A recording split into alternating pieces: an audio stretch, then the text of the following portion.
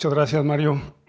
Gracias a todos por su asistencia y tenemos la presentación por ahí. La siguiente, por favor. Yo les voy a platicar un poco de los aspectos técnicos que están detrás de la estructuración que realizamos para ese tipo de productos paramétricos. En esta primera lámina, básicamente, es un resumen de lo que nos platicaba el doctor Ordaz. Por un lado, tenemos en estos productos que tener un balance entre qué tan sencillo queremos que sean en cuanto a estructuración, pero a su vez también estar conscientes del riesgo base que tienen todos estos productos. Ahorita vamos a ver con detalle por qué, al final de cuentas, un paramétrico muy sencillo puede tener mayor riesgo base a comparación de otro que puede ser más elaborado, que toma en cuenta mayor información, como puede ser el caso de pérdidas modeladas. Creo que un punto fundamental en todos estos productos es que, como parte de todo este proceso del desarrollo de productos paramétricos y cómo funcionan en el día a día, es el tema de que la información, la información de la ocurrencia del evento debe estar disponible en un lapso muy breve de tiempo, después de que ocurrió el terremoto, de que ocurrió el huracán, y estos, generalmente el mercado lo que pide es que sean proporcionados por una fuente reconocida y verificable. De ahí vamos a ver algunos ejemplos. La siguiente, Alex. Ahora, si empezamos a estructurar o a empezar a ver qué hay detrás de estos productos que empezamos a decir que son de primera, segunda o tercera generación, en el caso de los productos de primera generación en los paramétricos, en lo que se basan principalmente es en tener información de un catálogo de eventos históricos. Estos catálogos de eventos históricos, generalmente, en el caso de terremoto, se basan en contar con información de las coordenadas de ocurrencia de los sismos, es decir, dónde se encuentra el epicentro, así como la magnitud y la profundidad que estos eventos tienen. Esa información, generalmente, en el mercado se recurre a tener como fuente proveedora de datos una fuente pública que cualquiera puede verificar y que en este caso generalmente se utiliza mucho la información del USGS, el Servicio Geológico de los Estados Unidos. En este caso, el catálogo histórico del USGS tiene un tiempo de registro instrumental de 125 años y muchos paramétricos que están en el mercado se basan en utilizar esta información. Ahora, en el caso de ciclón tropical, la información que se toma en cuenta es la información de la trayectoria del huracán, es decir, por dónde pasa, que está dado por las coordenadas de longitud y latitud, más parámetros que están reportados por la agencia climatológica que lo registra. Por ejemplo, en el caso de la región donde nos encontramos en México y en la zona del Caribe, la agencia que generalmente proporciona este tipo de información o que en el mercado recurre a consultar este tipo de información es el Centro Nacional de Huracanes de los Estados Unidos, donde sus registros históricos para el caso del Océano Atlántico tiene un total de 175 años de registro, en el caso del Océano Pacífico 75 años, y esta información comúnmente se utiliza para estructurar muchos de estos productos paramétricos. Ahora, en el caso de lluvia, generalmente la información que hemos visto que se toma en cuenta para estructurar estos productos es la altura de precipitación acumulada en un intervalo de tiempo. Este intervalo de tiempo puede ser 24 horas, 48 horas, 72 horas, dependiendo de la fuente de información, en donde hay muchas fuentes de información disponibles. Una de ellas es, por ejemplo, el caso del CHIRPS, que tiene alrededor de 40 años de registro de información histórica, y dicho sea de paso, pues es de las fuentes de información que tienen un intervalo de registro más amplio, aún siendo, como ustedes ven, más corto que en el caso de terremoto y en el caso de huracán. En el caso de CHIRPS es aquella que tiene un intervalo de registro un poquito más amplio. Ahora, en el caso de inundación hay un punto muy particular que siempre es importante tener en cuenta en este tipo de productos paramétricos y que está muy relacionado con el riesgo base que tiene que ver con la resolución de la información. En el caso de lluvia, la información global, disponible en tiempo real, verificable por cualquier agente, normalmente es información satelital. Esta información satelital, al ser a nivel global, tiene una cierta resolución, que no es una resolución, digamos, detallada. En el caso del CHIRPS es una resolución a 5 kilómetros, es decir, yo tengo un dato de precipitación en una malla a nivel global, un punto cada 5 kilómetros. Para algunos productos puede ser que esta resolución funcione, para otros, pues la verdad es que hay que tomarlo con mucha cautela, ¿no? Ahora, ese es por el lado de la información para este tipo de productos paramétricos de primera generación. Ahora, las áreas que se definen, no, la anterior, las áreas que se definen para el tema de definir el disparador, como lo veíamos con el doctor Mario Ordaz, generalmente son áreas. O sea, puede ser un polígono, puede ser un círculo, puede ser una combinación de estos tipos, dependiendo de pues, lo que se requiera para las necesidades específicas del caso que se analice, pero generalmente es una zona que se define para ver cómo está la historia de estos eventos que han ocurrido en esa área que a mí me interesa y definir ahí el disparador. En estos casos, los disparadores es, por ejemplo, exceder un índice establecido, por ejemplo, un sismo de magnitud mayor a 5, a 7, una velocidad de viento reportada por el Centro Nacional de Huracanes mayor a huracán categoría 3, 4, etcétera, etcétera, ¿no? Ahorita vamos a ver algunos ejemplos de esto. La siguiente, por favor, Alex. Ahora, en el caso de los productos paramétricos de segunda generación, vamos un paso más adelante.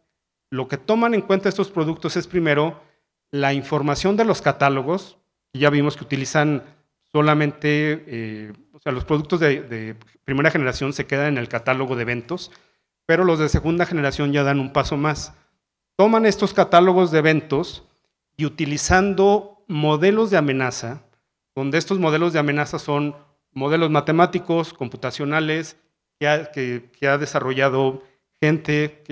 investigadores que están trabajando específicamente en esos casos, de saber cómo, dado la ocurrencia de un sismo, cómo se distribuye la aceleración del suelo, dado cierta magnitud del sismo en cierto lugar. O bien, cómo se distribuye el campo de velocidades de viento, dada definida una trayectoria. Entonces, ese tipo de modelos son como los que hemos desarrollado en RN durante ya varios años, que fundamentan y que son parte de nuestros modelos de cálculo de riesgo, pero que claramente son un dato muy importante y que se puede utilizar de manera detallada para definir disparadores de productos paramétricos de segunda generación. Ahora, en cuanto al tema de las ubicaciones donde se define el disparador, a diferencia de la primera generación, que solamente es una caja, en este caso yo puedo definir específicamente un punto. Ese punto básicamente es una coordenada longitud-latitud que puede estar referida, por ejemplo, al centro de una ciudad o al centro del polígono de un municipio, dependiendo de la resolución que a mí me interese, como estructurador o como producto que esté diseñando. En los casos que a nosotros nos gusta más analizar dentro de RN, es generalmente tener un nivel de resolución tal que, por ejemplo, podamos decir, si tenemos un complejo hotelero que está en primera línea de costa, donde sabemos que hay diferentes tipos de construcciones, diferentes tipos de instalaciones, lo que nos gusta o idealmente, como se debe analizar este tipo de productos, es contar con las coordenadas de cada una de las ubicaciones y para cada una de las ubicaciones definir su coordenada y definir su índice disparador. Ese es el nivel de detalle que se puede llegar en este tipo de productos, donde dado que tenemos un nivel de resolución bastante bueno en nuestros cálculos de amenaza, podemos llegar a tener ese nivel de resolución en la definición de los disparadores en puntos específicos. Esto, por supuesto, es bastante útil. Por ejemplo, pensemos en una central termoeléctrica, una central eléctrica, en infraestructura crítica. Claramente es bastante importante poder aplicar este tipo de productos para esos casos tan puntuales. Los disparadores, por ejemplo, en estos casos es un valor de aceleración, por ejemplo, 300 GALS, sin querer entrar a demasiado detalle. Estos GALS son centímetros por segundo al cuadrado, que básicamente es saber cómo se mueve el suelo en ciertas zonas. En la imagen que tenemos a la derecha, en la parte de abajo, es un mapa de intensidades sísmicas calculado por RN para el sismo del 19 de septiembre del año 2017,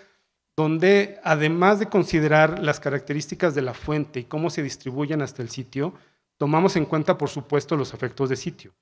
Claramente, el caso de la Ciudad de México es bastante relevante en cuanto a las cuestiones de suelo blando, y ese tipo de parámetros es muy importante poderlo considerar en la definición de este tipo de productos. La siguiente, por favor. Ahora, si damos un paso más adelante, llegamos a lo que son estos productos de tercera generación, donde ya los conocemos como pérdida modelada. Como vemos, pues venimos acumulando lo que tenemos en los productos anteriores. En estos productos de tercera generación utilizamos los catálogos, que ahora no solamente son los catálogos históricos, es necesario generar un catálogo de eventos sintéticos, por ejemplo, tanto de terremotos o de trayectorias de huracán, de tal forma que nos permita considerar eventos que posiblemente podrían ocurrir en la zona de estudio, pero que no han ocurrido hasta ahora. Entonces, de ahí la importancia de poder incorporar este tipo de incertidumbres en la modelación para no quedarnos solamente con la información histórica, porque como vimos, en el mejor de los casos, pues tenemos 170 años de información de trayectorias de huracanes, pero como sabemos, pueden ocurrir otro tipo de trayectorias que no han ocurrido, como por ejemplo, en la pregunta de la mañana que hacían, como fue, por ejemplo, el caso de Otis, ¿no?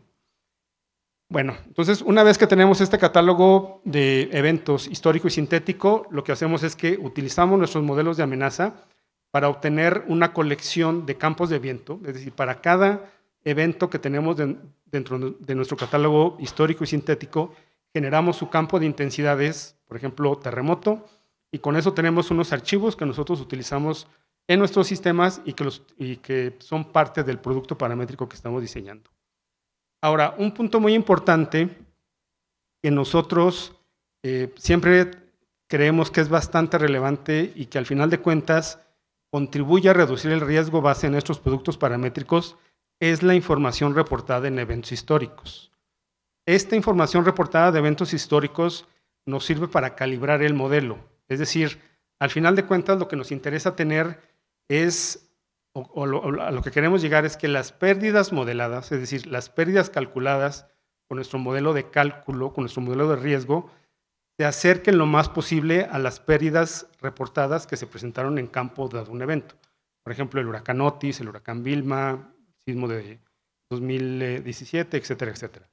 Esta información generalmente proviene de fuentes internacionales, algunas veces de fuentes públicas. Hemos tenido la experiencia y la buena experiencia de desarrollar diferentes proyectos en el Caribe, donde al desarrollar este tipo de productos para infraestructura muy específica, por ejemplo, el sector eléctrico en algunas islas del Caribe, el sector de agua potable, el sector pesquero, hemos tenido el acceso a información de pérdidas reportadas directamente por estas empresas en esta región y nos ha permitido calibrar y desarrollar modelos acorde a su infraestructura, a su exposición y a sus propias pérdidas reportadas. Todo este proceso de calibración entra dentro de un componente muy importante que son las funciones de vulnerabilidad y el tema de las ubicaciones para definir los pagos está en lo que conocemos como bases de datos de exposición y como mencionaba el doctor Mario al inicio, el disparador en este tipo de productos es un valor de pérdida asociado a cierto periodo de retorno dentro de la curva de PML. La siguiente, Marco. Alex. Al final de cuentas, estos productos, los resultados de estos productos se ven de esta forma. Los de primera generación básicamente es una caja donde yo tengo o capturo la ocurrencia de eventos. Los de segunda generación llego al detalle de tener intensidades en puntos granulares específicos y los de tercera generación puedo tener pérdidas ubicación por ubicación, lo cual es bastante útil en este tipo de productos. La siguiente, Alex. Bueno, finalmente, y para cerrar mi presentación, porque me interesa mucho ver la presentación de Darío y de Marco, un proceso, como les comentaba Janina, que día a día se lleva a cabo y que día a día como grupo en RN desarrollamos, es el tema de agente de cálculo. Este proceso de agente de cálculo consiste en que seguimos un protocolo muy específico donde nos dice, dado la ocurrencia de un sismo, se tiene que tomar la información de esta fuente de datos que es pública, aplicas este modelo y obtienes un resultado de pérdida modelada o de intensidades modeladas. Esos valores los comparas con lo que está reportado en la póliza que tiene contratado el país o la empresa y a partir de eso nosotros emitimos un reporte para identificar si paga o no paga el producto paramétrico. Este tipo de servicios tenemos desde hace 10 años, a partir del año 2015, trabajando para todas las islas del Caribe, dando este servicio para el CRIF y en conjunto con Janine y su grupo, en los últimos años hemos tenido este tipo de experiencias en otras regiones del mundo, como ha sido en el caso de las islas del Pacífico, etcétera, ¿no? Este tipo de productos o este tipo de servicios es transversal a todos los productos paramétricos, sea de primera, segunda, tercera generación, necesita tener este tipo de agente verificador para todos los productos. Bueno, muchísimas gracias por su tiempo y continuamos.